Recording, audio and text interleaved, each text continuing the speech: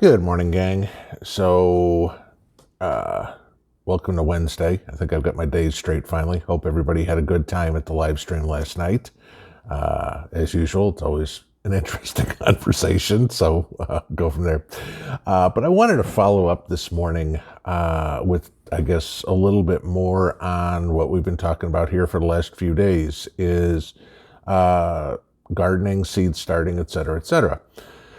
And what I wanted to touch on today, I got a couple of emails and a couple of comments on yesterday's video, and I thought it was a good question, is what plants do we actually start indoors and what plants do we plant directly into the garden, okay? And so over the course of time between my experience and what I've learned from reading books, from watching videos, from whatever, I've kind of come up with a whole spreadsheet, I guess, if you will, with instructions on when to start seedlings. Now, granted, these are for my zone, okay, and I'm in zone 6. So if you're in zone 6, what I've got would work perfect for you. But I've got a spreadsheet here where whether you start them indoors or outdoors, what size cups you start them in, whether, if you're starting them indoors, because some things need to be bigger. I actually start my peas in a rain gutter, and I'll show you guys that. I'm betting that's probably one most of you have never heard of, because I actually do start my peas indoors, because I get a real head start on the weather and peas being a cool weather crop. I'm harvesting by the time a lot of people are just starting to get their little tiny seedlings come up. Okay. But I go into when to fertilize, how to fertilize, et cetera, et cetera, et cetera. So if anybody wants this, please email me. I'm happy to share it with you. I will make the caveat in here that there are some brand-specific fertilizers that I list in my fertilizer. You can pick whatever one you want, okay? Just find something that's comparative on an NPK.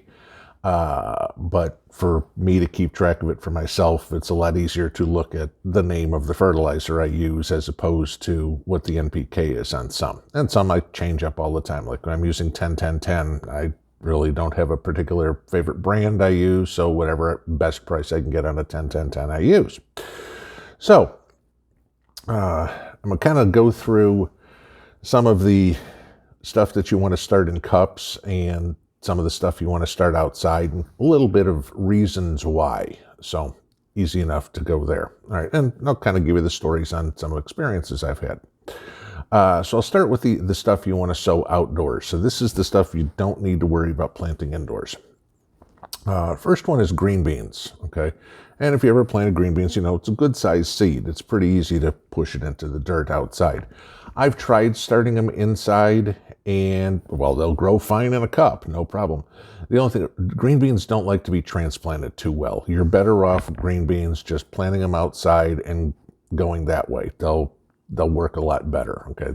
At least I tried both last year to see what happened, and the stuff I planted directly outside caught up real quick to the stuff I planted inside and actually outproduced. So, root crops, beets, carrots, radishes, plant those outside, okay? Again, root crops you don't want to be trying to seed indoors. They're just not going to work, okay? You're growing it for the root, so those you'll direct seed.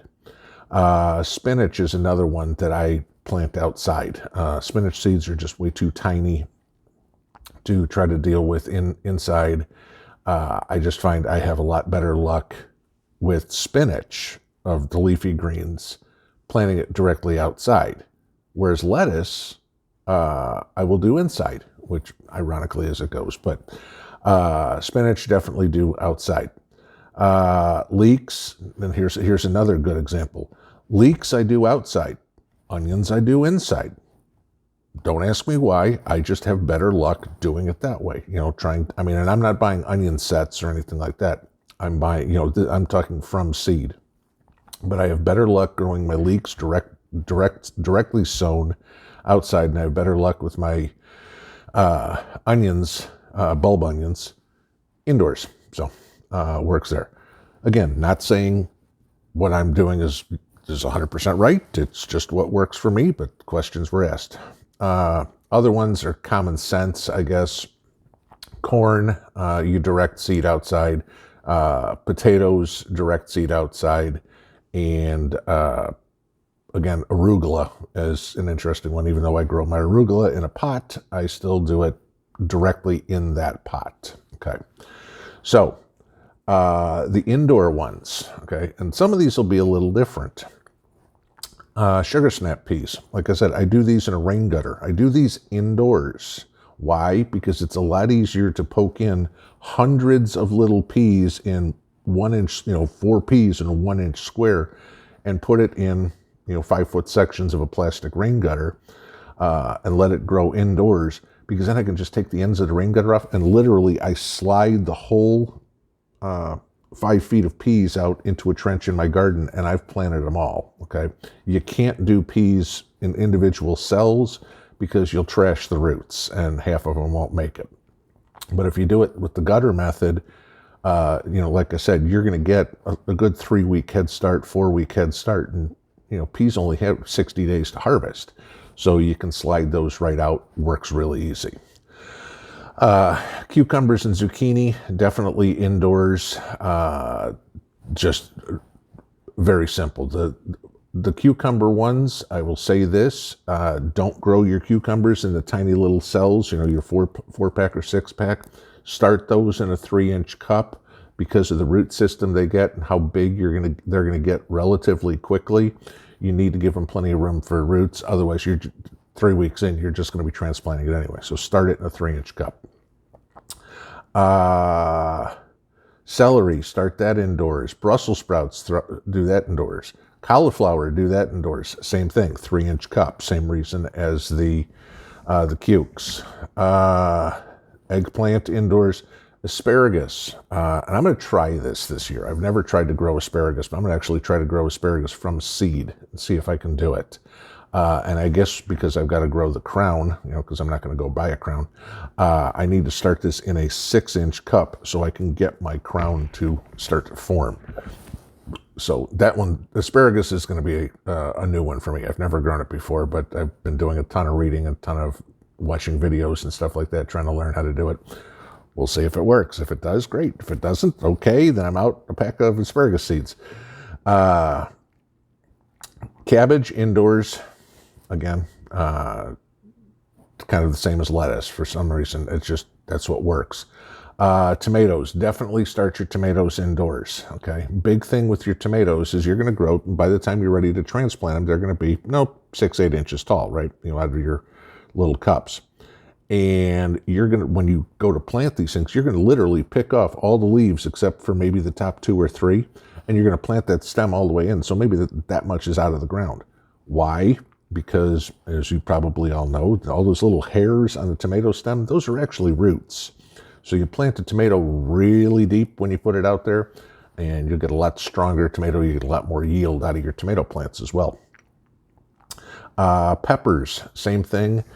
And eggplants go through here. You want to start those indoors because they're hot weather plants and they need warm weather to germinate. So unless you plan on waiting until, around May, June, before it's up in the 80s, to get your peppers to germinate outside, you want to do it indoors. And you're going to need some sort of heat mat underneath, unless you keep your house at 80 degrees, which I don't want to know what your heat bill is if you do that.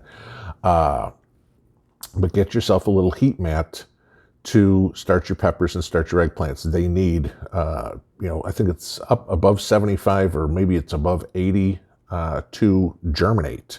So, start your peppers indoors, your eggplants indoors for certain. Talked about onions and leeks. Let's see. Your fruits, okay? Cantaloupes and honeydews, starting those indoors. Watermelon, starting those indoors. You're just going to have to make sure your timing is right because, 6 weeks after you've got those plants from putting the seed in, you need to be able to put those out. So those are very late ones to start indoors. I won't be starting my fruit indoors until the 1st of April, which by then I'll already have stuff out in the garden for a month, some of my stuff, before I even start these seeds, because obviously they're vining plants. They'll get really big really fast, and they need hot water, or hot weather. They don't go in the ground here until mid-May for me. Okay. Let's see what else we got. Sweet potatoes. If you've ever grown sweet potatoes, okay, sweet potatoes are not potatoes. Why they got the name, I have no idea. Sweet potatoes grow completely different than a potato. A potato, you plant the potato in the ground. A sweet potato, you have to grow slips off your sweet potatoes. You can either put the sweet potato in dirt and let the slips grow, and then you got to pull the whole thing, you break the slips off. Or you can do it, if you've ever seen how you do an avocado tree, you put the toothpicks through the avocado pit. Same thing with a sweet potato. Put it in halfway, bottom end in water, and eventually it will grow the slips on the side. You break off those slips, roots and all, and that's what you plant. If you plant the whole potato, you'll grow tons of slips. You'll never grow a potato. You have to take the slip off the potato and put it in the ground. That's how you get sweet potatoes.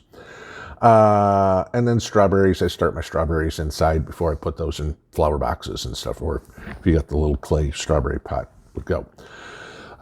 So, there's your list, at least of the stuff I grow. I mean, God knows, there's 15,000 different kinds of tomatoes. There's a ton of stuff that you guys may grow. I don't grow kale. I don't like it. I don't grow rhubarb. I don't grow kohlrabi. There's a whole bunch of things that I don't grow, but at least for the stuff that I do, here's a list. And like I said, if y'all are interested in the size of cups to put them in and the fertilizing schedule for, what to start them, once you put them in the ground with, do you need blood meal? Do you need 10-10-10? Do you need, I use trifecta, from MI Gardner, use bone meal, blood meal. I mean, there's a whole bunch of different things. If you want this, shoot me an email. I'm more than happy to send you this. And you can see if, what you're growing, if it works. But thought I'd give you one this morning after somebody asked a few questions. So that's where we go today. All right, guys, have a good one. Pinball out.